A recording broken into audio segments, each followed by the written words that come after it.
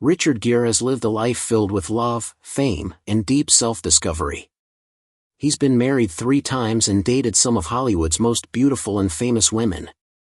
But in 2024, at the age of 75, he finally admitted something few expected: one woman changed his life completely. She wasn't the supermodel he married in a quick Vegas wedding, nor the actress he fought in court for over $120 million, and she wasn't even American. For her, he sold his home, left the country he had called home for decades, and started a new life. His confession came quietly, almost by accident. When he said her name, everything about his recent decisions suddenly made sense.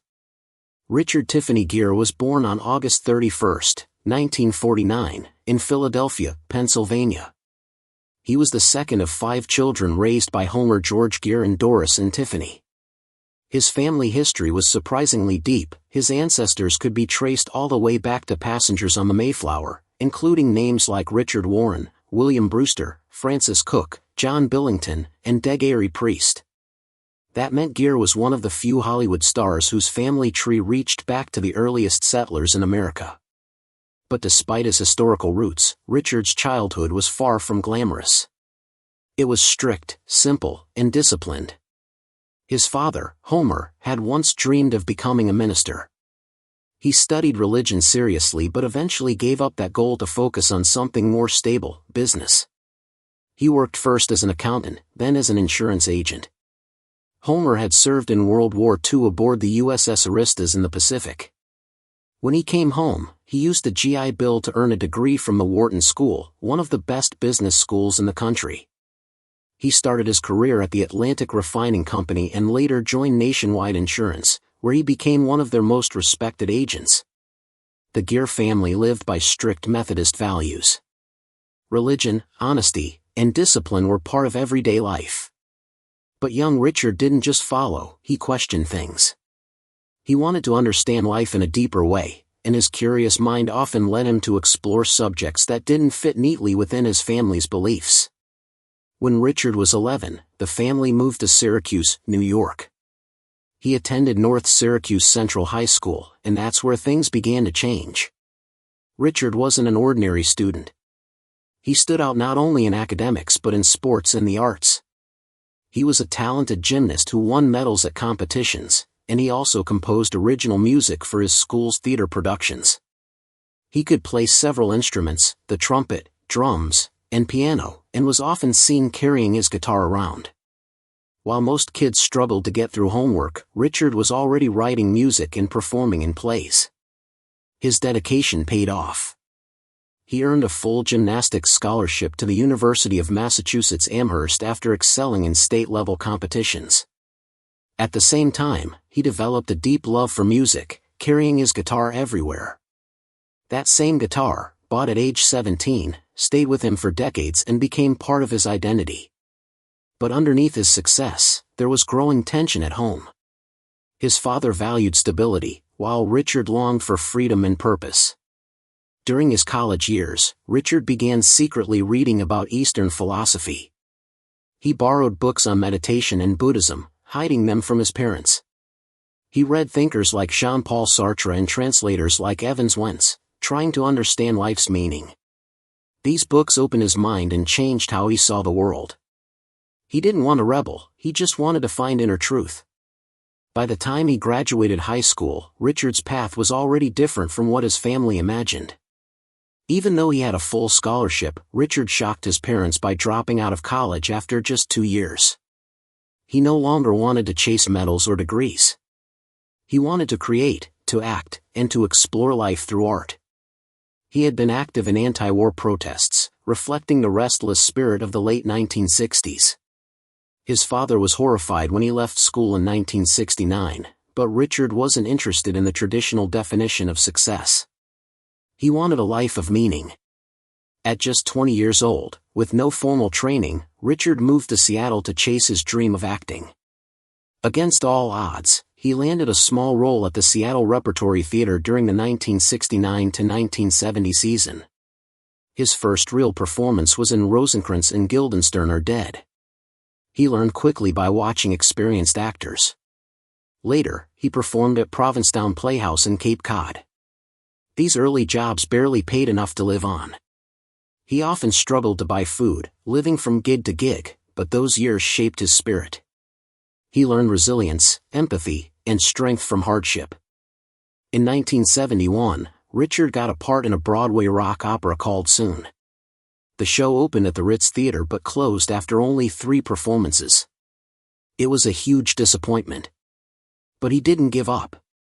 2 years later, he got his first big break playing Danny Zuko in the original London production of Grease. The show was a hit, and for the first time, Richard earned steady money and respect in the industry. His charm, voice, and stage presence captured audiences, and critics began to take notice. Back in New York, Richard continued to study acting. He attended workshops inspired by Sanford Meisner's techniques, learning to express emotion through movement and silence. His gymnastics background helped him on stage, giving him physical control and grace. He acted in many small off-Broadway plays, often for little or no pay. It was a grind, but it made him a serious actor. When Grease moved to London, Richard led the cast. It was his first time traveling abroad, and audiences loved his performance. Around this time, he also joined the Royal Shakespeare Company, performing in The Taming of the Shrew as Lucencio. His athleticism helped him handle the demanding sword fights and physical performances. Working alongside great British actors taught him precision and control. However, his early theater years weren't free of drama. During one performance of Grease, he allegedly improvised a kiss on stage and was fired mid-run. The British tabloids loved the scandal and painted him as a daring, unpredictable American actor. True or not, the story added to his growing mystique. In 1978, Richard took on a unique role in a play inspired by the spiritual teacher Meister Eckhart. Around that same time, he made his first trip to Nepal and India. This journey would change his life forever. He visited Tibetan refugee camps and met Buddhist monks who guided him in meditation and compassion. This wasn't a brief spiritual experiment, it became part of who he was. That same year, he starred in Bent on Broadway, playing Max, a gay man imprisoned in a Nazi concentration camp. The story was shocking and emotional, exploring a subject that was still considered taboo. Richard gave a raw, fearless performance. He even visited real concentration camps to prepare for the role. The play earned him the 1980 Theatre World Award and touched audiences deeply. His performance helped open public discussion about topics that were long ignored. By 1975, Richard began to break into film. He appeared in a TV pilot called Strike Force, playing a state trooper. It wasn't a hit, but it gave him experience in front of the camera. The filming process was chaotic. During one chase scene in Penn Station, a real police officer thought his co-star was an actual criminal and tried to arrest him. In 1976, he played a supporting role in Baby Blue Marine alongside Jan Michael Vincent. The movie didn't do well at the box office, and Gere felt frustrated. He fired his agent, determined to avoid being typecast in military roles. His big break came in 1977 with Looking for Mr. Goodbar. He played Tony, a drug-addicted hustler opposite Diane Keaton. The film was dark, raw, and based on a real murder case. Gere's performance was so intense that it unsettled his co-stars. The movie became a box office success and established him as a rising star. A year later, he appeared in Days of Heaven, directed by Terrence Malick. The shoot was extremely demanding. They filmed in real wheat fields in Alberta, Canada, under harsh sunlight. Malick insisted on using only natural light, giving the movie its iconic golden look. Gere even suffered heatstroke during filming. Despite the struggle, the movie went on to win an Academy Award for cinematography and became a classic. Around this time, Gere traveled again to Nepal and India, deepening his Buddhist practice. The experience brought him peace and a new outlook on life. This inner calm shaped the roles he chose afterward. Then came American Gigolo in 1980, the film that made Richard Gere a star. He played Julian Kay, a male escort caught in a dangerous web of lies. The movie pushed boundaries. Gere became the first major Hollywood actor to appear fully nude in a mainstream film. The role made him an international sex symbol. Giorgio Armani designed his wardrobe, which helped launch Armani's career in America. The film was both provocative and stylish, and it changed the way people saw Gere. That same year, he appeared in a Broadway play called A Lesson from Aloes, a story about South African apartheid. The play stirred political debate, but for Gere, it marked the start of his real-life activism. He began speaking publicly about social justice, human rights, and later, Tibetan independence. In 1982, Gere reached another level of fame with An Officer and a Gentleman. However, the movie's most famous ending, where his character lifts Deborah Winger in his arms, almost never happened. Gere thought it was too sentimental and didn't want to shoot it. But when he heard the emotional song Up Where We Belong, he changed his mind. The film became a huge hit, earning over $130 million on a $6 million budget. Behind the scenes, Gere and Winger didn't get along. She called him arrogant, and their tension made filming difficult. But the chemistry between their characters worked perfectly on screen. The movie turned Gere into a true Hollywood icon. Richard Gere has lived a life full of fame, love, mistakes, and deep reflection. Over the years, he's been known as a Hollywood heartthrob, a devoted activist, and a man unafraid to follow his own spiritual path. But behind the glamorous headlines and red carpet smiles is a story of a man who faced rejection, controversy, heartbreak, and a long journey toward peace. Born on August 31, 1949, in Philadelphia, Richard Tiffany Gere grew up in a strict Methodist family. His father, Homer, had once planned to be a minister but ended up working as an insurance agent. His mother, Doris, stayed home to raise Richard and his siblings. They weren't rich, but they were hard-working and deeply moral.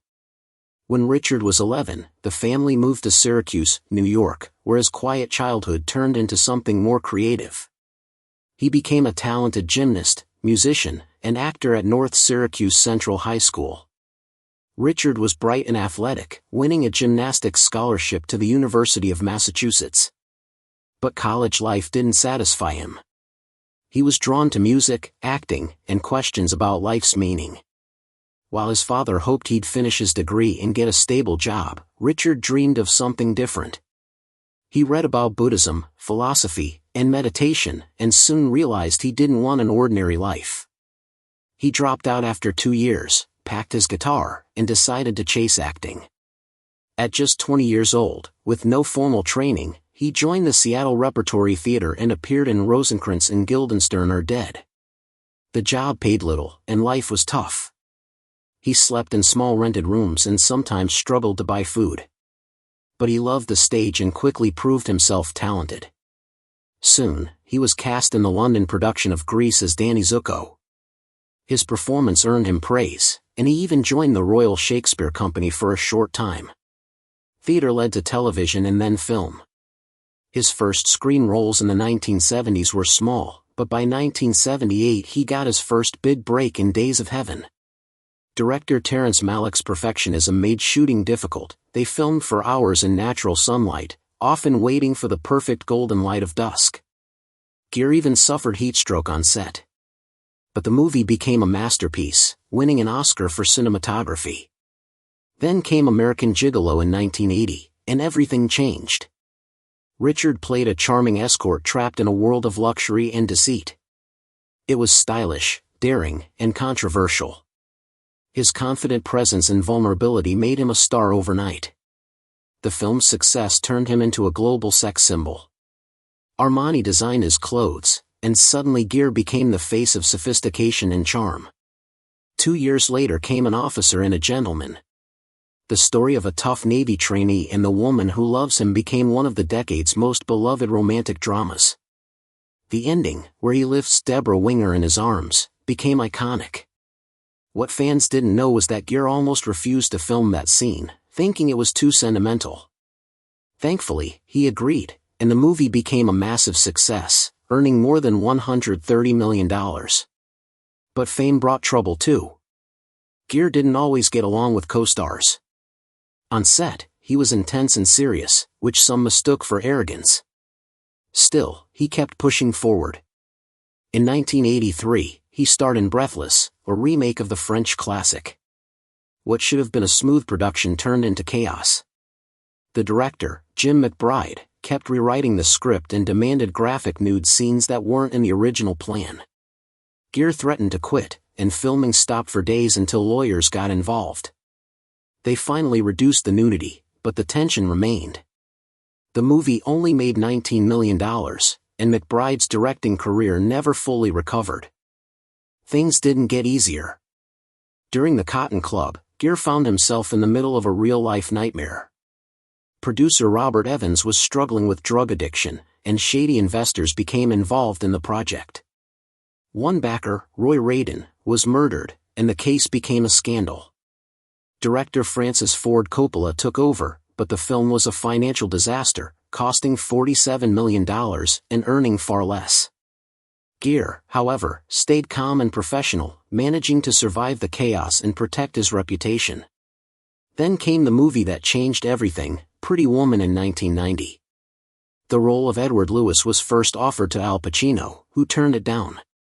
Julia Roberts wanted Gere to accept the role, and during a phone call with the director, she slipped him a note that said, "Please say yes."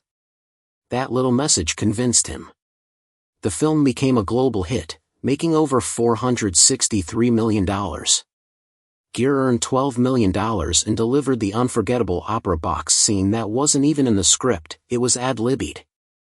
The same year, he appeared in Internal Affairs, playing a corrupt police officer. It was a shocking change from his romantic image. During one violent scene, his co-star Andy Garcia was left with real bruises. Critics praised Gere for his chilling, believable performance. But then came something darker, a rumor that followed him for decades. A wild and completely false story began circulating about Gere in a gerbil. It spread through tabloids and talk shows, damaging his reputation. Gere believed Sylvester Stallone, his former co-star from The Lords of Flatbush, might have started it after a falling out, though Stallone denied it. No one ever proved where it began, but it haunted Gere for years.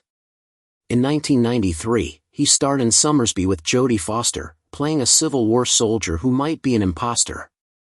He spent 6 months learning a Southern accent. The tabloids claimed he and Foster were romantically involved, but they both denied it. The film made $140 million and proved Gere was more than a romantic lead, he could handle deep, complex roles. Then came Primal Fear in 1996, where he played a defense lawyer whose client, played by Edward Norton, turns out to be a murderer. Gere rehearsed one emotional courtroom scene over 50 times to get it perfect. The movie launched Norton's career and reminded everyone that Gere was still one of the best in Hollywood. In 1999, Gere reunited with Julia Roberts for Runaway Bride. The film had a troubled production, with multiple reshoots and a ballooning budget. Critics called it predictable, but audiences loved it. Despite the chaos, it made millions worldwide. But that same decade, Gere's outspoken activism caused major problems. At the 1993 Oscars, instead of reading the teleprompter, he criticized China's human rights abuses in Tibet. Hollywood executives were furious. As China became a key market for movies, studios began quietly blacklisting him. He confirmed later that after his 1997 film Red Corner, which criticized China's justice system, he was effectively banned. The movie lost $30 million, and Chinese officials warned directors not to work with him. Even as his career suffered, Gere stayed true to his beliefs. He continued supporting the Dalai Lama and Tibetan refugees. In 1991, he founded the Gere Foundation to fund relief programs and education for displaced Tibetans. But his activism came with a price: fewer roles, lost opportunities, and long stretches without major studio work. In 2000, he starred in Dr. T and the Women with Farrah Fawcett. The two clashed during filming, particularly over a nude lake scene. Gere felt uncomfortable, but Fawcett insisted on doing it in front of the full crew. The set was filled with smoke for visual effects, which made Gere sick and gave him bronchial infections. He recovered in time for Unfaithful in 2002, where he played a husband pushed to murder after discovering his wife's affair. The intense scenes left both him and Diane Lane physically exhausted. Lane even injured her neck during a passionate scene. The smoke on set made them both ill, but the movie became a box office hit. In The Hoax, 2006, Gere transformed into Clifford Irving, a real-life con artist who tricked a major publisher into buying a fake biography of Howard Hughes. He gained weight, grew a mustache, and studied Irving's speech patterns. The film hinted that the hoax may have indirectly influenced the Watergate scandal. Gere later reflected, "We all lie, just not always in ways that hurt someone." Then came Chicago in 2002, where Gere learned tap dancing from scratch at age 53. He spent 3 months training alone in a studio, often yelling in frustration when he couldn't get the steps right. The cast would joke that whenever they heard shouting, they'd say, "Richard's working on his tap again." But when it came time to film his big number, Razzle Dazzle, he nailed it in just 2 hours. That performance won him a Golden Globe and revived his career. 5 years later, in I'm Not There, Gere portrayed one of the many versions of Bob Dylan. The movie used 6 different actors to represent Dylan's life. Gere's version was dreamlike, part cowboy, part poet. It didn't earn much money, but critics admired his thoughtful performance. In 2008, Gere reunited with Diane Lane for Nights in Rodanthe, a romantic drama filmed during real storms on the North Carolina coast. The waves were powerful, the rocks slippery, and Gere nearly drowned during one scene. Despite the danger, he insisted on doing his own stunts. The beach house used in the film was later destroyed by another storm, adding eerie symbolism to the story of love and loss. In Arbitrage, 2012, Gere played a corrupt billionaire hiding massive financial fraud. The character was cold and calculating, and Gere studied real-life cases like Bernie Madoff's to prepare. The director told him not to imitate anyone but to create something new, a man who lies with a calm smile. His intense monologues were filmed in single takes, and critics called it one of his best performances in years. By 2016, he took a smaller, more personal role in Norman, about a lonely New York fixer desperate for recognition. To prepare, Gere spent weeks walking Manhattan streets, talking to real-life dealmakers. He wore layers of mismatched clothes, learned Yiddish phrases, and carried all his props himself, just one worn-out bag. The role showed his humility and reminded audiences he still cared about meaningful storytelling. His personal life was just as eventful. In 1991, Gere married supermodel Cindy Crawford in a spontaneous Las Vegas ceremony using tinfoil rings. But Crawford later admitted she lost herself in the marriage, trying to fit into his world. They divorced in 1995. His second marriage to actress Carrie Lowell lasted nearly 2 decades and produced a son, Homer. When they split in 2013, the divorce turned bitter, with a long court fight over $120 million in assets. Carrie received around $33 million in the final settlement. In 2014, Gere briefly dated Padma Lakshmi, but it didn't last. Then he met Alejandra Silva, a Spanish activist 33 years younger than him. They married in 2018 and had 2 sons, Alexander and James. Despite the age difference, their connection was genuine. In 2024, they sold their Connecticut home for $10.75 million and moved to Spain. Gere said he wanted to give back. Alejandra had given up a lot to live in America, so he wanted her to be close to her roots. They settled in Madrid, living quietly and protecting their children's privacy. But Hollywood never fully welcomed Gere back. Because of his criticism of China, many studios refused to hire him. During a 2024 U.S. Senate hearing, he revealed that Chinese authorities had pressured filmmakers not to work with him. Even his foundation lost funding. In 2017, while visiting refugee camps in Nepal, Gere fell seriously ill with pneumonia. He described it later as karmic exhaustion, the body's way of telling him to slow down. He recovered after months of rest and meditation, promising to spend more time with family and less on the road. By 2025, his story had come full circle. 50 years after his first film, Gere received Spain's International Goya Award. During his acceptance speech, he didn't talk about fame or money. Instead, he spoke about Tibet, the rights of indigenous people, and the millions of children forced into Chinese schools. the audience gave him a long-standing ovation. Now, in his late 70s, Richard Gere no longer cares about box office numbers or celebrity status. His latest film, Oh, Canada, explores truth, aging, and mortality, a reflection of his own life. He says he's happier cooking meals at home and spending quiet evenings with his family than attending Hollywood parties. Through every success and setback, Gere's journey shows a man who refused to compromise his beliefs for fame. He's made mistakes, faced ridicule, and lost fortunes, but he never stopped searching for peace and purpose.